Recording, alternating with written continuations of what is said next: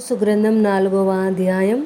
షామ్రోను పర్వతమున నున్న బాషాను ఆవులారా, దరిద్రులను బాధపెట్టుచు బీదలను నలగగొట్టు వారలారా, మాకు పానము తెచ్చి ఇయ్యుడని మీ యజమానులతో చెప్పు వారలారా, ఈ మాట ఆలకించుడి. ప్రభువైన యెహోవా తన పరిశుద్ధత తోడని చేసిన ప్రమాణమేదనగా, ఒక కాలము వచ్చుచున్నది, అప్పుడు శత్రువులు మిమ్మును కొంకుల చేతను మీలో శేషించిన వారిని గాలముల చేతను పట్టుకొని లాగుదురు. ఇటు అటు తొలగకుండా మీరందరూ ప్రాకారపు గండ్ల ద్వారా పోవుదురు, హర్మోను మార్గమున వెలివేయబడుదురు.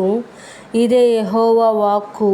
బేతేలునకు వచ్చి తిరుగుబాటు చేయుడి, గిల్గాలునకు పోయి మరి ఎక్కువగా తిరుగుబాటు చేయుడి. ప్రతి ప్రాతకాలమున బలులు తెచ్చి మూడేసి దినములకొకసారి దశమ భాగములను తెచ్చి అర్పించుడి. పులిసిన పిండితో స్తోత్రార్పణ అర్పించుడి. స్వేచ్ఛార్పణను గూర్చి చాటించి ప్రకటన చెయ్యుడి. ఇశ్రాయేలీయులారా, ఇలాగున చేయుట మీకిష్టమయ్యున్నది. ఇదే ప్రభువైన యెహోవా వాక్కు. మీ పట్టణములన్నిటిలోనూ నేను మీకు దంతశుద్ధి కలగజేసినను, మీరున్న స్థలములన్నిటిలోనూ మీకు ఆహారము లేకుండా చేసినను, మీరు నా తట్టు తిరిగిన వారు కారు. ఇదే యెహోవా వాక్కు. మరియు కోతకాలమునకు ముందు 3 నెలలు వాన లేకుండా చేసితిని. ఒక పట్టణము మీద కురిపించి మరి ఒక పట్టణము మీద కురిపింపకపోతిని. ఒక చోట వర్షము కురిసెను, వర్షము లేని చోటు ఎండిపోయెను.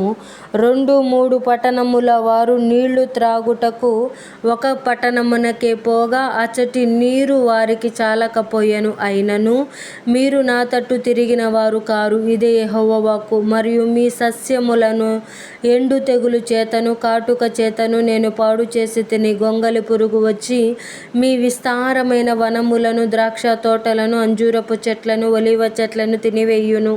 అయినను మీరు నా తట్టు తిరిగిన వారు కారు. ఇదే యెహోవా వాక్కు. మరియు నేను ఐగుప్తీయుల మీదికి తెగుళ్లు పంపించినట్లు మీ మీదికి తెగుళ్లు పంపించితిని. మీ దండుపేటలో పుట్టిన దుర్గంధము మీ నాసికా రంధ్రములకు ఎక్కునంతగా మీ యవ్వనులను ఖడ్గము చేత హతము చేయించి మీ గుర్రములను కొల్లపెట్టించి తిని. అయినను మీరు నా తట్టు తిరిగిన వారు కారు. ఇదే యెహోవా వాక్కు. దేవుడు సొదొమ గొమొర్రాలను బోర్లా దోసి నాశనము చేసినట్లు నేను మీలో కొందరిని నాశనము చేయగా, మీరు మంటలో నుండి తీయబడిన కొరువులైనట్టు తప్పించుకొంటిరి. అయినను మీరు నా తట్టు తిరిగిన వారు కారు. ఇదే యెహోవా వాక్కు. కాబట్టి ఇశ్రాయేలీయులారా, మీ ఎడల నేనిలాగుననే చెయ్యుదును గనుక ఇశ్రాయేలీయులారా, మీ దేవుని సన్నిధిని కనబడుటకై సిద్ధపడుడి. పర్వతములను నిరూపించువాడును, గాలిని పుట్టించువాడును నేనే. ఉదయమున చీకటి కమ్మజేయువాడును, మనుష్యుల యోచనలు వారికి తెలియజేయువాడును ఆయనే. భూమి యొక్క ఉన్నత స్థలము మీద సంచరించు దేవుడును, సైన్యములకు అధిపతియునగు యెహోవా అని ఆయనకు పేరు.